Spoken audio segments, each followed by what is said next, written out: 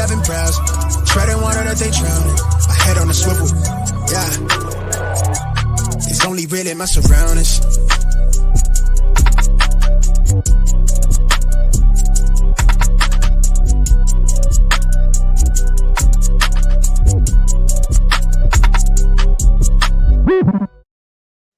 Hello and welcome to episode 85 of the Smash Accept podcast. I'm your host, Michael Royer. You can find me on Twitter at Dynasty_DadFF, and I am just stoked. I mean, right now is such a fun time for Smash Accept. We have Smash Accept 5 Listener League kicking off with rookies in the startup. Smash Accept 1 through 4 all started their rookie drafts yesterday. I mean, it is a fantastic time since I'm in all the leagues. But to be a part of Smash Accept, our group chat just keeps getting bigger and bigger, and guys are just super active. So love you guys as a community. You know, love how much you guys are supporting us.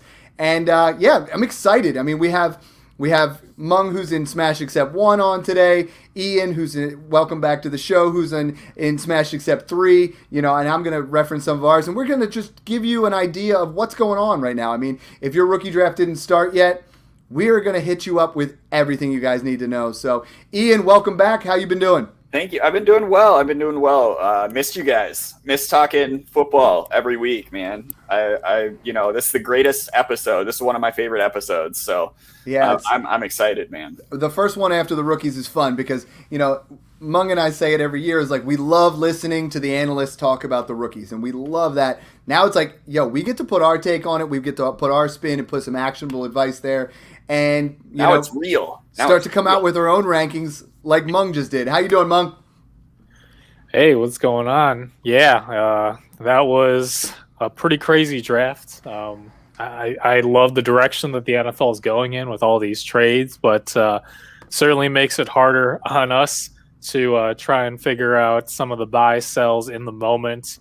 But yeah, I have all my one quarterback and Superflex rookie rankings over at fantraxhq.com. You guys can check it out there. And if not, it's pinned on my Twitter too, at FFA_Mung. That's MENG. Yeah, and I'm looking forward to the next couple weeks dissecting some of these trades. I mean, the A.J. Brown news and all the different trades that have happened and doing those things. But today is all about rookies. So we're going to talk about, in our rookie drafts, we're in 4 different Smash Accept drafts. Breece Hall went number 1 in 3 of them. Another one was kind of an anomaly there. Someone really wanted a quarterback. But Breece Hall in Smash 5 went at pick 207 ahead of DeAndre Swift, ahead of Christian McCaffrey, and people are that high on this guy. I mean, I was just on a podcast at 25 yards later. You guys should check them out. But I mean, Breece Hall at this point, you know, the comp is that I keep seeing is Matt Forte. I mean, he is a top 8 dynasty running back. We all wanted, especially you and I, Ian, we wanted Michael Carter to be a thing. We're truthers. He's not going to go away completely, but we're looking at the closest thing to a 3-down back in this class, and someone that I think, you know, automatically goes into that top 8 spot. The crazy thing is I've been seeing a lot of trades, you know, some trades to move up. I believe we had a couple in across our leagues there. You guys that were, you know, in 1 and 3, everyone was shopping that 101 because it was the only thing there. Talk to me a little bit about Breece Hall and if you guys saw any movement. We'll start with you, Ian. Yeah, I did not see any movement in my 3 leagues that have drafted so far. The 101 went, like, literally I hit the draft button in my league that I commissioned and it went within the first second. Like, dude wasn't even contemplating trading that. From what I've seen, the 102 is where everyone's trying to trade down. And the offers I received at 102 were not good. People want to move up to the 102, but at the same time, they're not willing to give up anything of value. Yeah. So I think with the 102, just take your guy, honestly. If you're not going to get a decent offer, just take your guy. Anyone from 2 to 8 is probably going to be ranked. You'll find one ranking where the player you like is 102. So there's so much differentiating between those players that you'll find someone's ranking, whether it's Mung's, whether it's someone else's, where the player you want is at 102 in their rankings. Now, Mung, I mean, here's the interesting thing. I mean, we all agree Breece Hall is the 101 of this class. It's a down class. The exciting thing is, for all of you that have those 2023 firsts, all of our analysts have said there's 8 guys better than the 101 this year. 8 guys that would have went ahead. John Laub went as far as to say there are 10 guys. So if you got those 23 firsts, though, on Dynasty Trade Calculator, they have gone up already. We talked about that. As soon as the NFL draft is over, 23 firsts are going to go up. They went up by a point. I know that's not a lot. They're going to continue to go up. So maybe the thing to do is start targeting some of those 23 seconds. But Mung, Breece Hall, he's the 101, but how high up do you have him in your Dynasty rankings, and have you, formulated a plan there with that yet? Yeah, it's interesting that you mentioned that because he actually is not my 101. I have both Drake London and Jameson Williams above Hall. I think Hall's a good runner. He's a good receiver. He can do it all. I'm not sure that he's going to get that workhorse workload that we want to see from some of these elite backs. And, leading into that, I'm still working on updating my overall Dynasty rankings. But I don't think that he's going to crack, the first round of startups, even in one quarterback for me. Yeah, I mean, he went the second round in ours. I feel like he's probably going to be a late second kind of guy just because of the buzz there. I personally, from what I've seen from Hall, the production profile, the athletic profile, I know a lot of people want to say Jonathan Taylor, and that's not where we're at. But when we had on John Laub, he was saying in his last 9 years, it's Jonathan Taylor, Zeke, Saquon, and then for him, it's Breece Hall. Production profile, the way he does his grading, and I feel like we can't overlook that. I feel like in this class, because of how many wide receivers there are, if I had that 101, I'm definitely taking Hall. And I understand your take because both London and Williams landed in a spot where I think they're going to uptick in value. Yeah, there are a lot of wide receivers, but to me, the only ones who have that true number one upside are London and Williams. Yeah. But certainly, I think the upside is there for Hall as well, which is why those top three, my top tier consists of those three. Well, and we're just kind of going about 99% of drafts are going to have Hall go first. That's what I'm seeing on Twitter. That's where I kind of believe it's going to be. And we're going to talk about our own biases with some of these things. As Ian said, it's going to be up and down. But Ian, I know you wanted to talk a little bit about Hall. When I was on 25 Yards Later, I said, this is the extremely poor man's version of the Bengals. Zach Wilson definitely gets an uptick here with Garrett Wilson. He gets an uptick with Breece Hall. That offense just improves drastically, and they get Juice Gardner too. So it feels weird saying the Jets won the draft because they were so good the whole way across. But what do you think of Breece Hall with the Jets?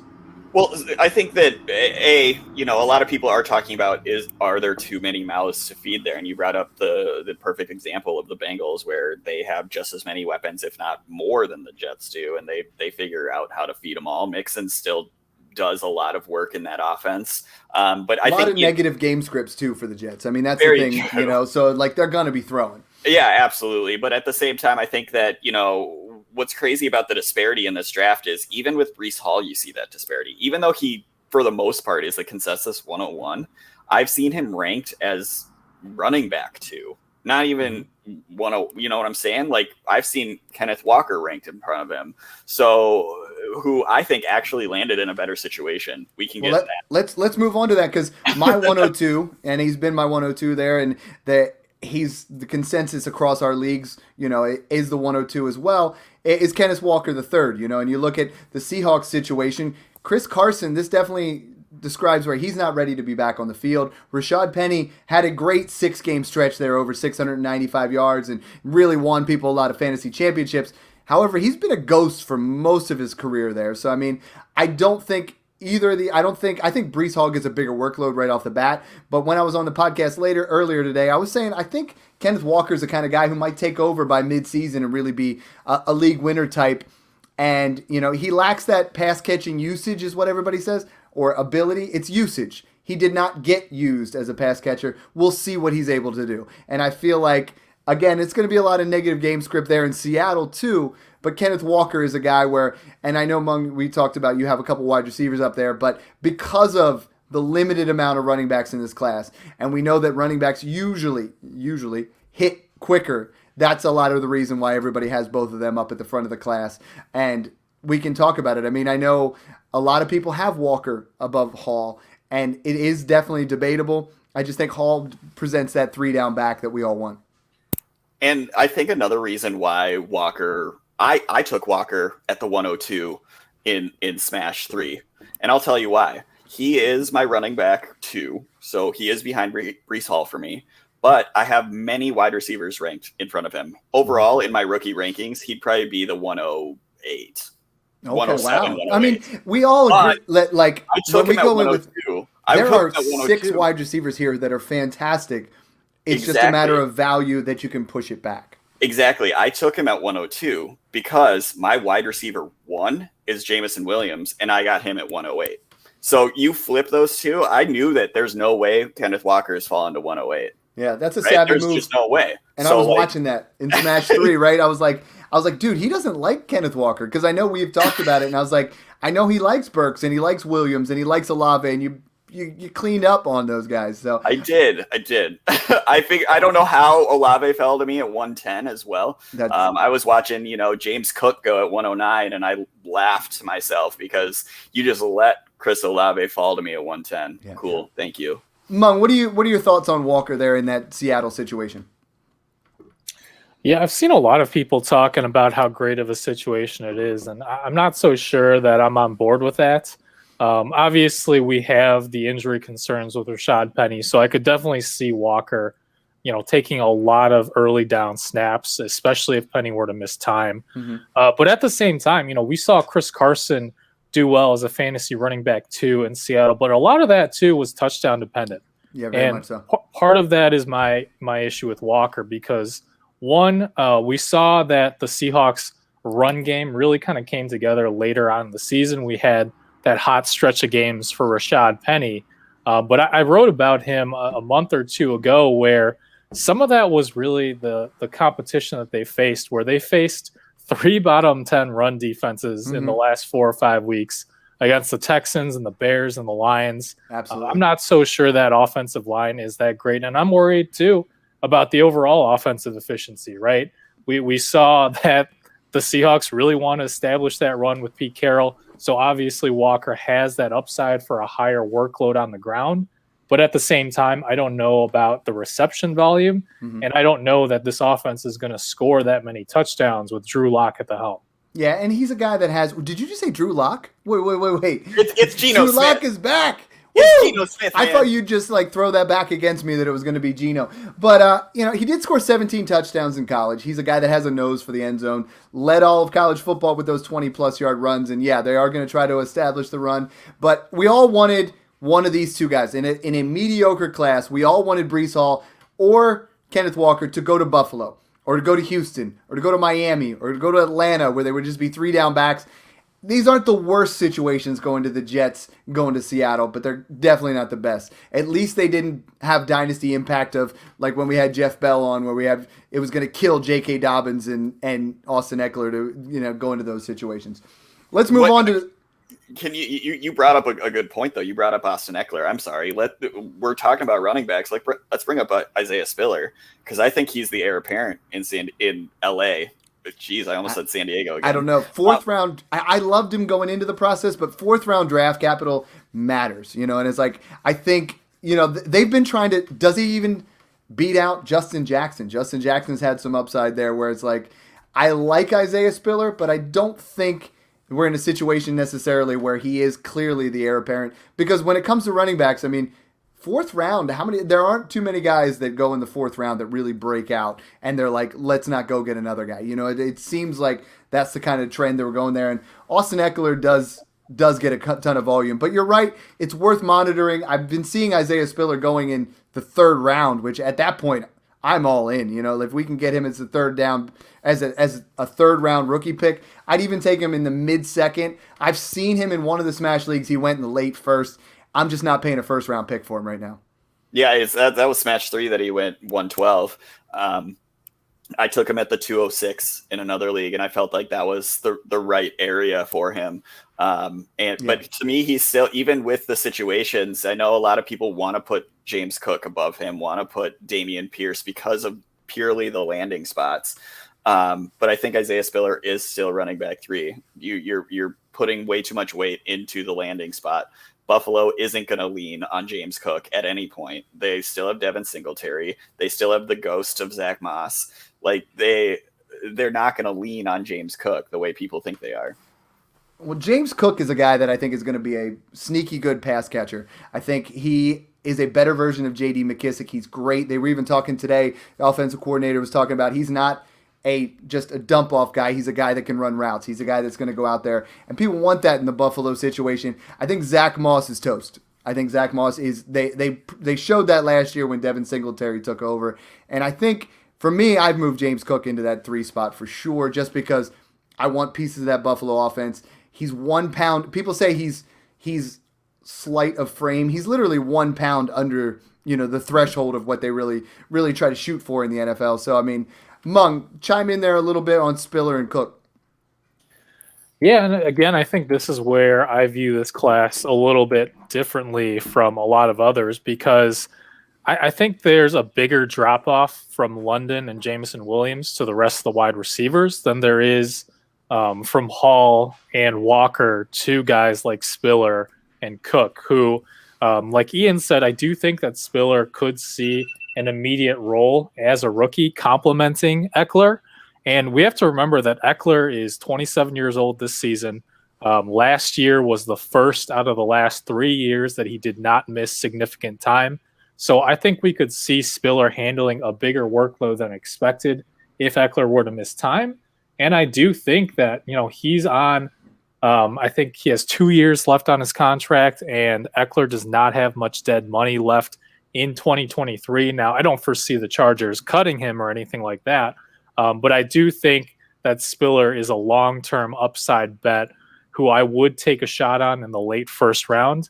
And I actually have him just 1 spot above James Cook, who I think in PPR formats is going to have flex usability immediately as a rookie in that third down role, and potentially more because we've seen Buffalo kind of go with a hot hand approach at their committee backfield. We saw it.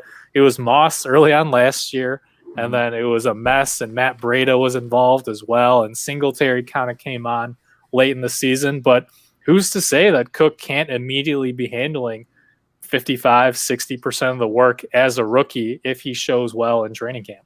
I think you brought up, I know this is a rookie show, but you brought up a great point. So in Smash 5, Austin Eckler went as the RB5. Okay, Austin Eckler is 27 years old, coming off that first, healthy season. Dalvin Cook is 27 years old, and we've written him off for dead. Alvin Kamara is 27 years old, and we've killed his value. Austin Eckler is 27 years old, coming off a lot of injury history here, and we still have him all the way up at RB5. Is Austin Eckler a sell, Mung? I mean, I think if you can move back into that area, is he a sell in Dynasty right now? Because that is he's right up there. McCaffrey goes as like RB4, and then boom, it's Austin Eckler is usually going as RB5.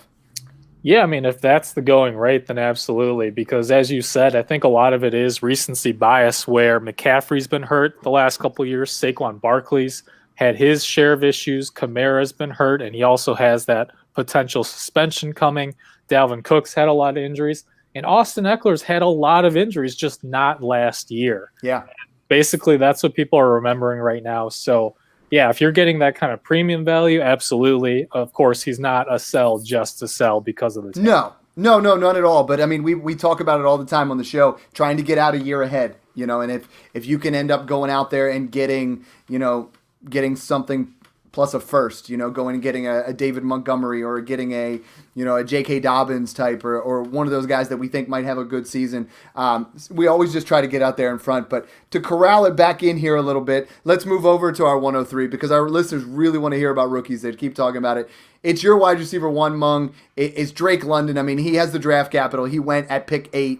Goes to Atlanta, a situation where I think one of us could have made the wide receiver core. I don't know which one of us runs the fastest 40, but whoever it is, we would have made the team. Oh, Ian's putting his hand up. We will have that. We'll have our own Smash Accept Combine. Well, I mean, what he did in 8 games last year, 88 receptions, 1,084 and 7, his ability to play outside from the slot. And I'm seeing a lot of he doesn't have that top end speed. He doesn't have that separation, but I'm seeing a lot of Mike Evans in his game when I'm starting to look at things again. If we get, I don't think year 1 is the Drake London, if you love Drake London, I think Drake London might have a fantastic year 2 when we get another quarterback in there, we get that right situation.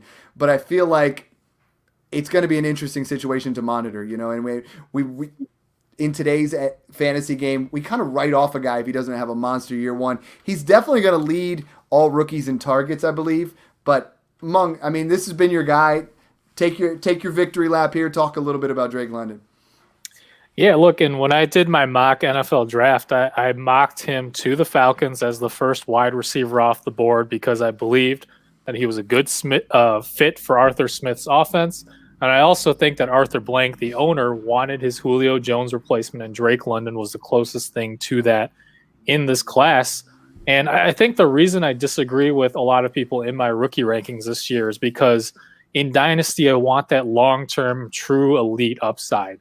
And that's what I see with London and Williams, where I don't know that they're going to be very productive as rookies. Now, London could see that PPR volume, but certainly the quarterback play is suspect. And the same goes for Jameson Williams coming off of the ACL, and with Jared Goff as well, who we probably won't see Williams' skill set maximized with Goff. But both of these teams are teams that could get significant quarterback upgrades as soon as next year. Potentially Ritter could surprise us as well. We'll see about that one. But yeah, I mean, I don't think you're going into these rookie drafts thinking if you're a contender, Drake London or Jameson Williams is going to step in as my wide receiver too, anything like that.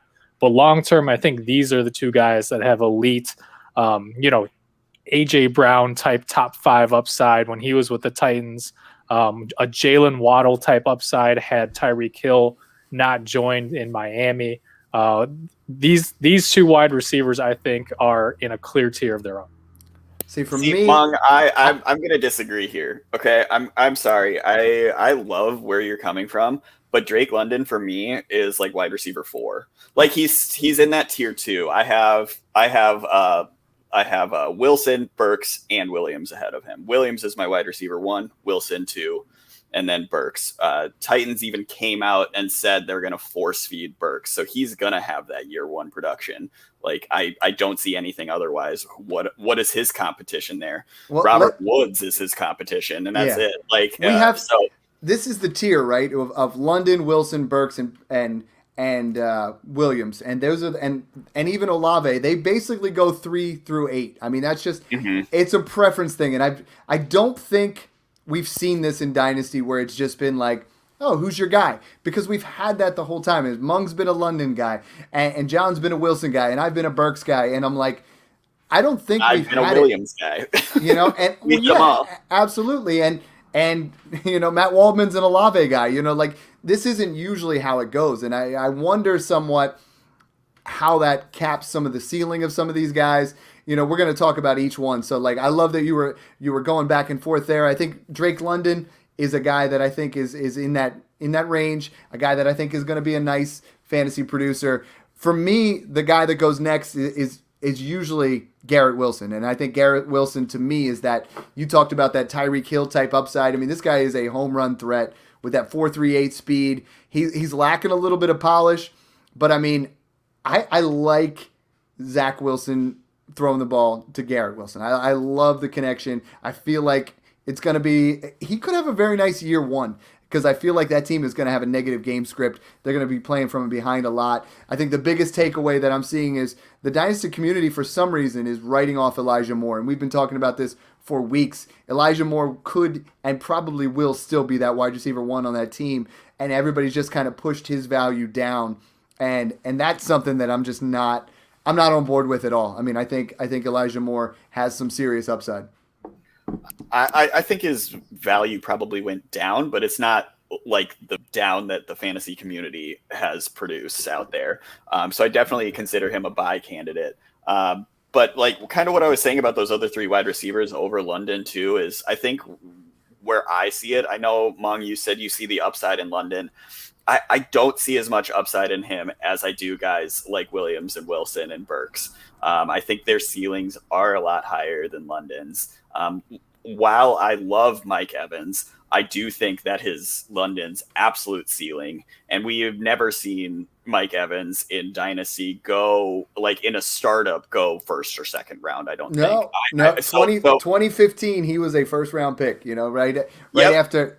And it hasn't really been since that. But I mean, you can't knock the value Oh of the no, guy he's very consistent. Yeah, more absolutely. consistent than any wide receiver ever. Like in my opinion, almost ever, I should say. But like you don't see him ever going in that first 2 rounds of a startup. So I don't know if London can ever get to that point. I do see the Williams upside and the Burks upside and the Wilson upside to be able to get there. Will they? Who knows? I would guess one of those 3 gets there. I was But showing my which age. one? Yeah, I was definitely showing my age there. We're talking about 2015 when OBJ and Mike Williams were going neck and neck of who's the 101 because we didn't play Superflex in 2015. We're like, who's the 101 overall? We were like debating, wide receivers there. I think we talked enough about London and Wilson. Let's move over to the guy that went, it's crazy how the NFL draft went. I mean, Drake London at 8, Garrett Wilson at 10, and then Chris Olave, same team. The Saints just don't care about draft capital. They move into the draft, then they move up in the draft.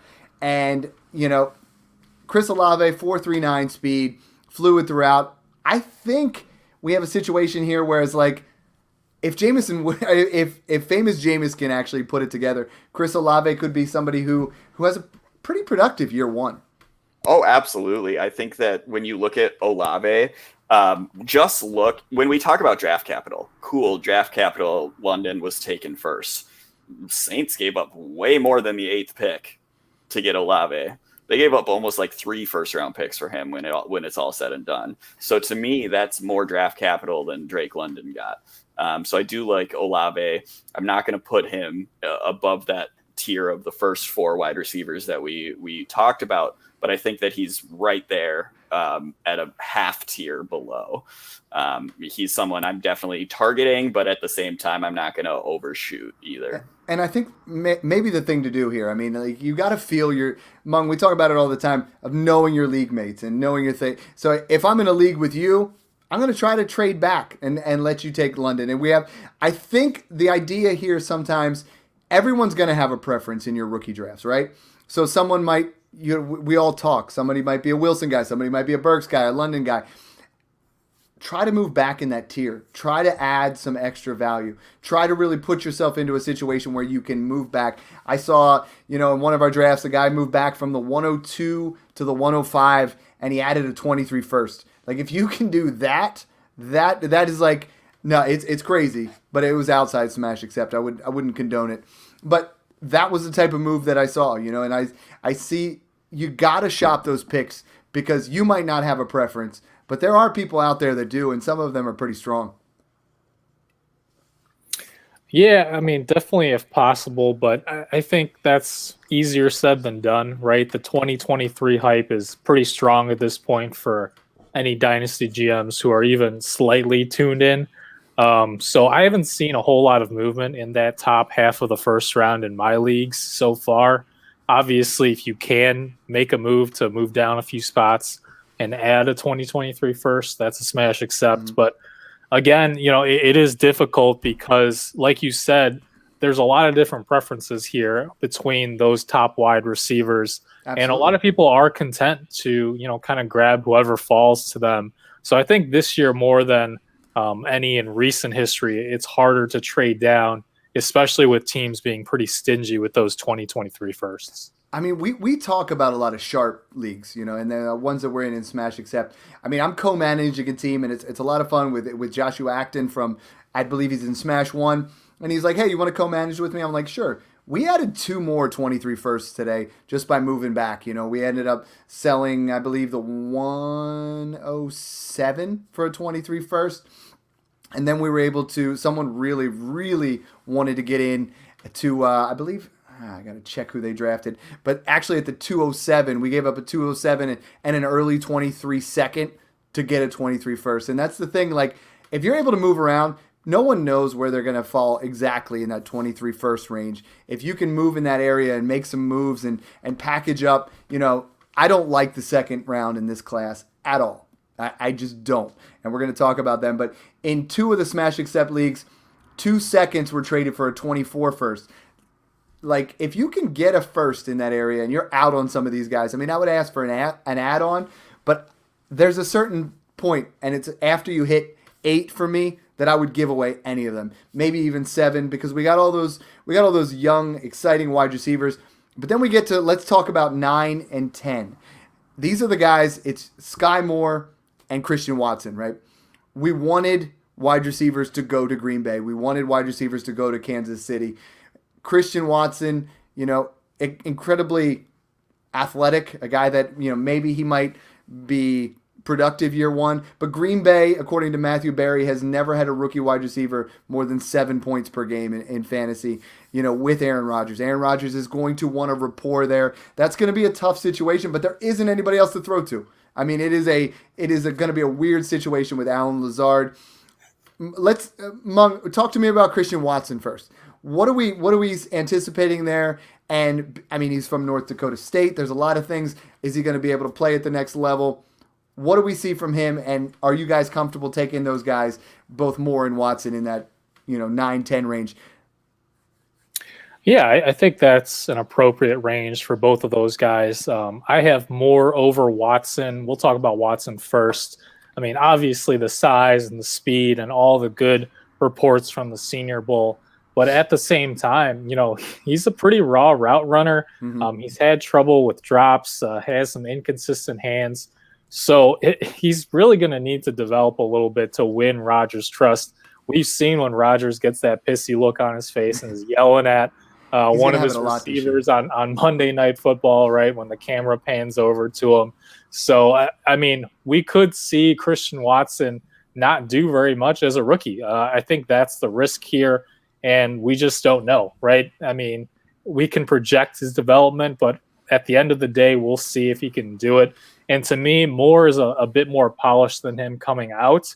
And I don't think that he has the pure upside that Watson would have with his athleticism and size if he were to develop. But I think Moore can hit the ground running as a PPR flex play, a wide receiver 3, maybe become a wide receiver 2 down the line. I don't think he's going to be anywhere near a 1-for-1 replacement for Tyreek Hill. I haven't seen many people saying that, but there is some hype with Sky Moore. So I will say that I would get him above Watson, but I would not reach for Moore over any of the top 4 guys in Wilson, Olave, London, and Williams. And then also, while we're on the subject of Kansas City, I do like taking a shot on Justin Ross late, maybe in the 3rd round of your rookie drafts, just for the pure upside. I think Sky Moore, almost to me, I mean, we're looking at a extremely undersized wide receiver who we were talking about taking in the mid-second, even when this process started, before we started really diving in, almost late second. And now all of a sudden, are we getting a Clyde Edwards-Helaire type move where it's like, oh, he's on the Chiefs, let's move him up? I saw people take him in one of my leagues at 105. He has no business being there. I'm going to repeat, he has no business going ahead of any of those guys in the top 7. I think Sky Moore is like, I mean, we're looking at, he is extremely undersized. He's quick, he's going to get open, but don't just overpay because he's in Kansas City.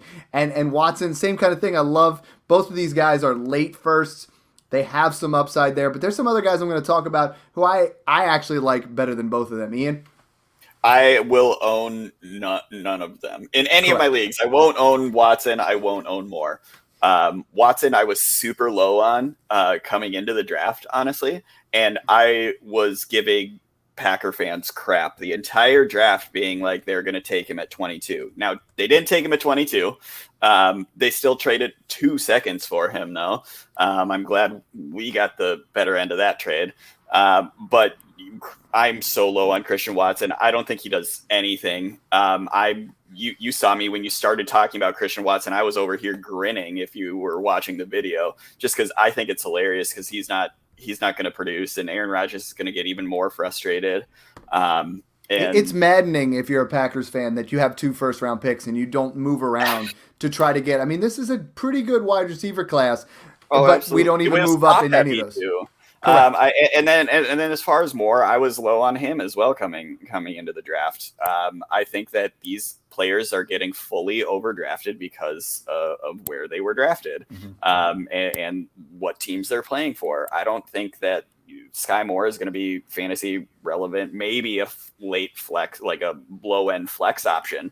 And Christian Watson, I don't think by the end of year one, he's not cracking your starting lineup at all at any point.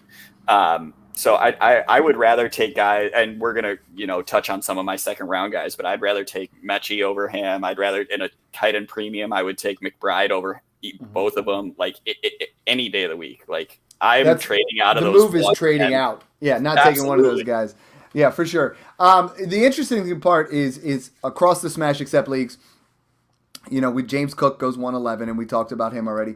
George Pickens goes 112, and there's a lot to like. He would have been a first-round pick likely if he came out last year without the injury. Deontay Johnson will be a free agent. Ben Roethlisberger's gone. There's potential where he jumps into that area. Probably, again, a guy that I don't own any of. But talk to me a little bit about Pickens, guys. I mean, I think Pickens is someone that in one of the Smash Accept leagues, the guy traded up to get to 111 because he really wanted him in that situation. What kind of ceiling are we looking at for Pickens, and is he in that range for you guys? I think Pickens is what we hoped Claypool would be. I think Claypool has fallen off a cliff. But do you think Claypool's fallen off because Ben Roethlisberger's arm, or his rookie year was a flash? Yeah, I think his rookie year was a flash. I don't think it was Roethlisberger. I think his rookie year was a flash, absolutely, because he still had Roethlisberger's lifeless arm thrown to him 2 years ago. So it was slightly less lifeless. He was on his last nerve. Yeah. But yeah, I don't think that he plays much of a role in that offense anymore. And I do think Pickens takes that. I probably still won't own much of him just because I'm trading out of that range if I can. But I do think Pickens is the better option of that range, more than Christian Watson, more than Sky Moore. I think it's more placement. He's going to be able to grow with Pickett if that's their long-term option, which we didn't bring up. We didn't even talk. Perfect timing. The 106 in Smash Accept the whole way across the board has been Pickett. It seems like it depends what league you're in. He's been creeping his way up, and he is going to be a starting quarterback, whether you like him or not. Maybe by mid-year, maybe he beats Trubisky out. I feel like it's more of they're going to let Trubisky give it a shot, see what happens. But, I mean, small hands or not, Pickett will be a starter in this league. And if you really need a quarterback, 106 isn't a terrible place. I feel like that would probably be the ceiling for me. I feel like he's going to start creeping up, though, because he's the only quarterback taken in the first round of this class, Mung. Yeah, and I think 106 is actually exactly where I have him ranked in Superflex. I think the best way to describe how I feel about Pickett is he's fine. Yeah, exactly. I mean, the ceiling was what? Baker Mayfield, like of his comp when he was coming out. So it's like, yeah, I mean, he'll be okay. If he does well and develops, I think he can become, like a Kirk Cousins range of quarterback where he can be a reliable starter. But my issue with Pickett is, he doesn't have that deep accuracy, and that's another reason I'm worried about Pickens as well, whether it's with Trubisky or with Pickett, beyond the injury history for Pickens too. But going back to Pickett, look, he's surrounded by talent right now. But like you said, Deontay Johnson's going to be up for a second contract pretty soon. And the biggest worry for me with Pickett is he doesn't do great with pressure that, where he kind of just panics sometime. And honestly, a big glaring concern for the Steelers is the offensive line. We saw them mitigate that with a ton of quick, short throws from Ben Roethlisberger last year. I think that Pickett is going to sit behind Trubisky for a year. Hopefully they'll improve the offensive line. So, yeah, if you're in a full rebuild and you need a quarterback, Pickett is a fine pick, but I'd rather trade down if possible or trade for one of those coveted 2023 firsts, like we just said. I like it. So I think if you're going to reach for a quarterback, go for the high upside. I think I'm not going for Pickett at all. I think actually, if you want my bold take, the quarterback that I'm going to draft first, probably, even though I didn't in Smash 3, just because I know other people's opinions. But the quarterback I would draft first is Sam Howell. I think he fell in the right situation, and I think he's going to take Wentz's job before the year ends. Okay. I feel like all of the guys have an opportunity.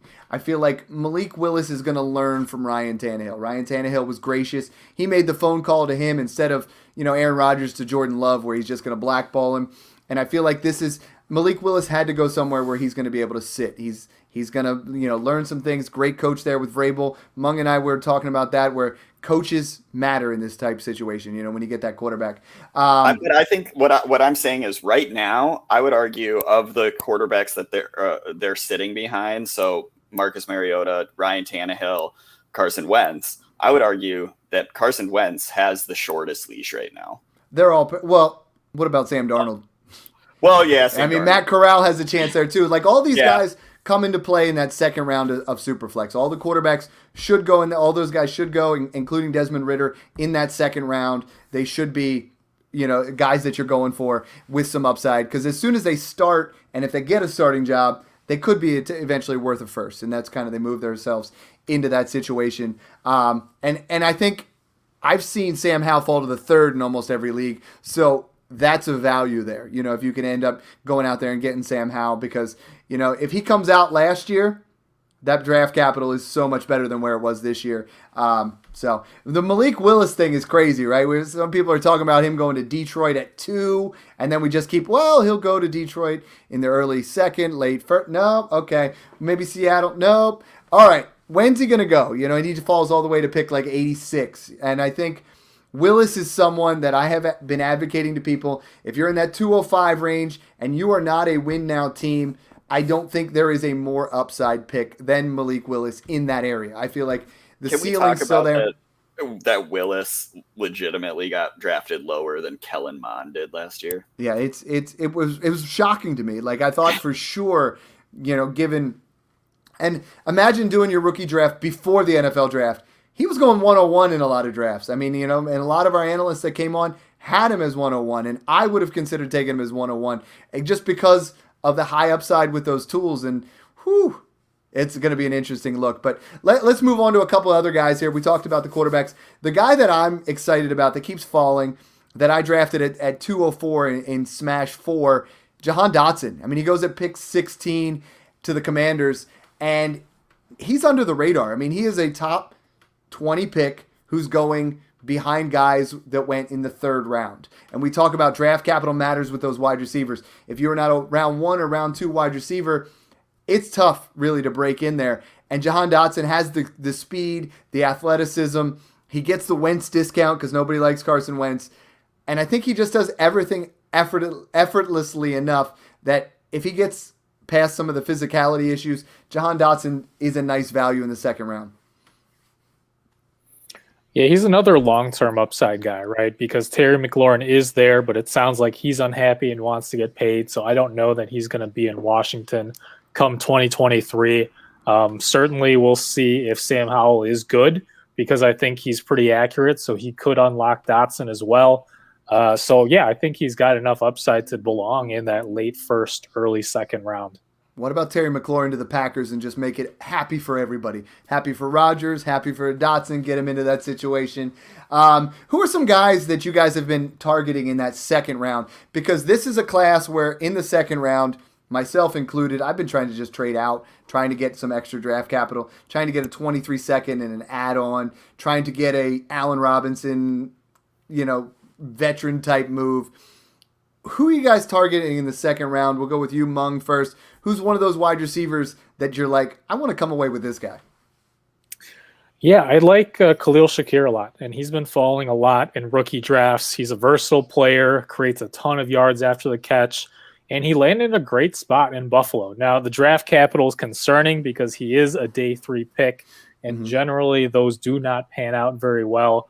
But he's the only day 3 wide receiver I have ranked in my second round of rookie drafts, because we've seen that Jameson Crowder has had a long history of injuries.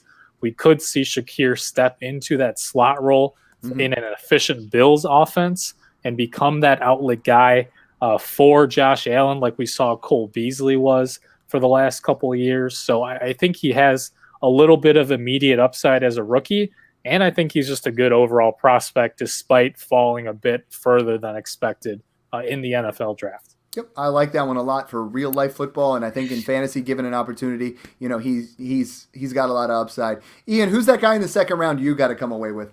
There's a couple guys for me. One, I think I brought him up. Honestly, in a tight end premium league, the fact that Trey McBride is falling to the middle of the second is ridiculous to me. I think he realistically should be at end of the first in any tight end premium league. I know people are kind of backing off because Zach Ertz plays for the Cardinals, but he's not going to be there that much longer, I don't think. I think they're going to kind of implement what the Eagles had and make Ertz ask for a trade again. Mm-hmm. But as for any other guy, another guy I'm targeting is Alec Pierce. I think he did that 1-2 punch in Indy of Michael Pittman and Alec Pierce is going to be pretty good. And then the other guy I think I brought him up too is Mechie. I think he's going to be he's going to be a target hog, honestly, if he's healthy. Obviously that's a big if with him. Right. It's all about health with him. I mean, he runs Absolutely. a pro caliber route tree. I think he would have went earlier. But he's got the draft capital there too, and Houston's going to be in negative game scripts. Brandon Cooks can't catch all the passes there. I do like him better than Nico Collins, and I think that is a nice upside piece there, literally in that round. A couple other guys here definitely wanted to talk about. Jalen Tolbert, David Bell. I think both of those guys. Bell kind of really hurt his draft capital at the combine, a guy that we had higher, and Jalen Tolbert again goes to Dallas. There's not much else there in that range. Maybe even Wan'Dale Robinson, another guy I'm not huge on. Mung, is there someone that differentiates out of that group, or another guy that you're targeting for that like late second, early third rounds? Yeah, I mean, this class is pretty hard to rank because it's really very fluid after, I would say, the early second round. There's arguments to make for pretty much anyone you want based on upside. For me, I think Hassan Haskins is flying under the radar a little bit simply because Derrick Henry is going to be 28 years old coming off of a major foot injury. And Haskins is that bigger bruising type of back who could actually be a legitimate handcuff and see all the early down work in Tennessee if Henry were to miss a little bit more time. And I touched on Justin Ross before where, the neck condition and the surgery caused him to go undrafted, but he was absolutely dominant as a freshman. And if he can stay healthy with Mahomes there, I mean, the sky is the limit for Ross, where he could be worth nothing a year from now, or he could be worth a first round pick a year from now. Ooh, we got a big alert here. I am on the clock for Smash 5, so we got to get this out there. I got Jalen Hurts, Matthew Stafford, and Joe Mixon so far. I loaded up in the third round. I got back-to-back picks here, and I need some experts. So Debo has slipped. Tyreek Hill, Jalen Waddle, DK Metcalf, Devontae Adams, T. Higgins all have fallen to that area. The best running back available is Dalvin Cook, feels a little early, and Travis Kelce. Who are you guys taking out of that group? Debo, Tyreek, Waddle, Metcalf, Adams, and T. Higgins. Give me two, Mung. What was your roster again? Sorry. Right now, I have two quarterbacks and I got Mixon, so I'm looking at two wide receivers here in this round. Best running back available is Dalvin, Derrick Henry, and Antonio Gibson. And in the wide receivers, we're looking at Debo, Tyreek, Waddle, Metcalf, and Devontae Adams, and T. Higgins. Who's there at quarterback? You said it's super flex, right? I already got two quarterbacks. Right, but who's available? So what? Fields went the pick before. Aaron Rodgers is the best available. Ooh. They got hit hard. Yeah, I think I want Waddle long term. I know that Tyreek Hill there is going to cap his upside for the time being, but I do think that Waddle has that elite upside. We saw flashes of that as a rookie, and that's still my guy. And I get one more, too. I mean, Ian, who's the other guy then? I know you talked about Waddle before. Yeah, I'm pretty high on Debo still. I do worry if he gets traded, but he's not out of San Francisco yet. And I think that's why his draft capital is going down. Had to cover it just because we were there. Oh, absolutely. I think people are undervaluing T. Higgins is good value there, I think, as well as DK. I think so. Like those, it would be out of those four for me. Pick your favorites there. I might move back a little bit because I got There's like 8 of them there. Now, here's the biggest thing, and this is what I really want, is when we get to that 3rd round, 4th round, we start to talk about a running back who gets an opportunity. And we're almost done with the time on the show. But what running back here gives you an opportunity who's worth investing in? We talked about the big 3, but and we talked about Spiller already. But outside those guys, give me a running back who could get an opportunity here to pay dividends where you draft him in the 3rd and he becomes a starter for 6 weeks in the playoff run and you can trade him for a second. Ian? I'm going to go with Kyren Williams.